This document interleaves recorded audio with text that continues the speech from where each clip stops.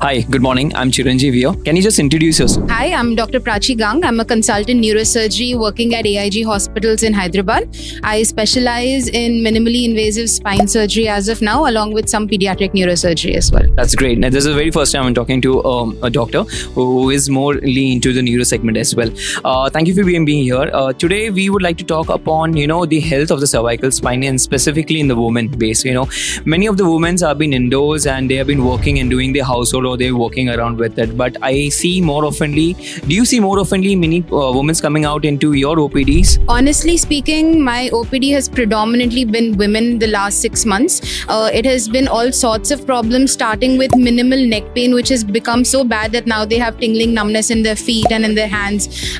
This predominantly, I have also noticed a shift in the patient base from moreover from elderly age group to now younger crowds from the IT setup. In fact, core doctors who keep calling me up for advice because they always seem to have a residual neck pain. Correct. And this most likely could be because of the fact that they're indoors for so long that they develop an inherent vitamin D deficiency, leading to osteoporosis, having weaker bones, and the muscle at the end of it does not actually provide all the strength that initially bony network do. Correct. So you mean to say they're not getting enough vitamins D, or it can be a sunlight as well, or it's like the vitamin source from the food intake that is happening around here has been less completely? Honestly, shift to corporate culture, fast food life, on the nutrition has gone down.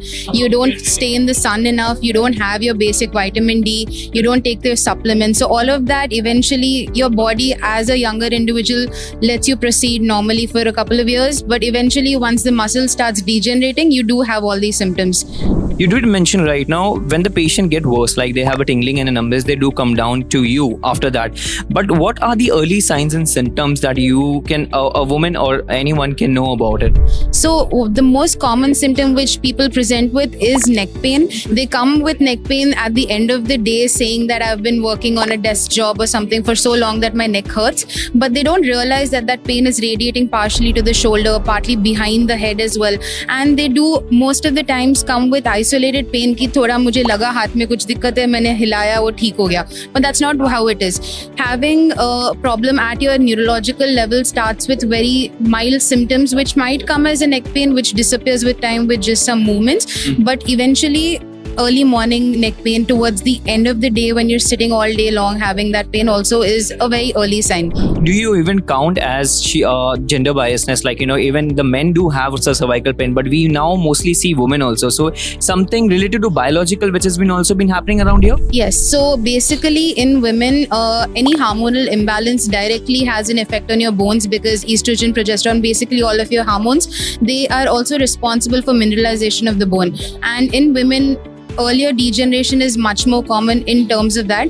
Also, our mass, in the sense muscle mass, is much lesser than men, which makes us more prone to any sort of cervical spine issues as well. Okay. And there's a particular age are you looking at, or it start any time whenever there have been any biological changes in the womb? So I have the youngest patient I have treated myself is a 18-year-old who was indoors studying all the time, having a really bad posture, using your phone with a completely flexed neck all of the time. That got her to develop a really severe neck strain, and her muscles were so weak that even when I was operating, it was all just fuss. Like, it was pretty weak. It required a lot of strengthening in the names of implants as well, but that is not something you expect for an 18-year-old. So the symptoms can start as early as your early teens, but it can also go on up to 30s when you're actually decompensating all of your stores in the body. When we the millennials, basically they used to be outdoors and they used to play a lot. That used to help us out eventually, but right now we can see more of the indoors activities out here.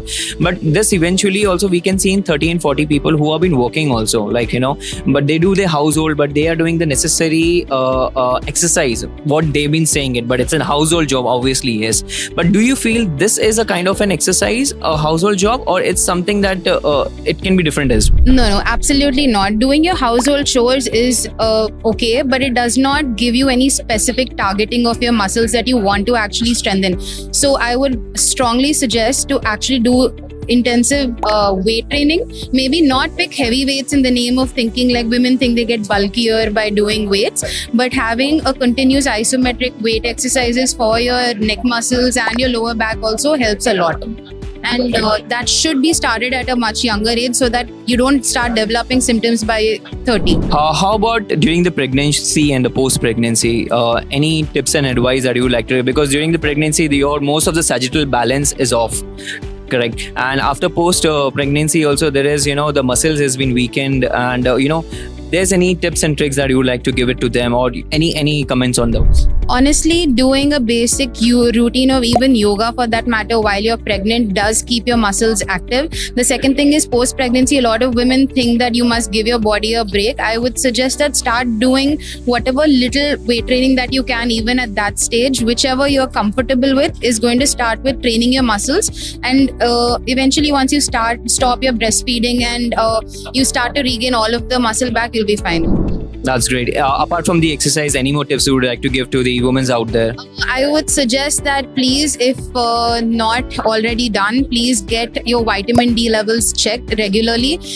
Taking a simple shot, you get vials, literally 2 ml shots that you can take once a week. That helps in a really large way. But that also only when prescribed by a surgeon, right? Or a neurosurgeon or a spine specialist, right? Most likely, yes. Ideally, you should get yourself evaluated prior to taking prescription drugs. But honestly, if you have been diagnosed as vitamin D deficient in the past, it is advisable to continue this at least for 6 to 8 weeks. Thank you very much, ma'am. Thanks for giving some good knowledge around here. Hope to see you again. Bye, ma'am.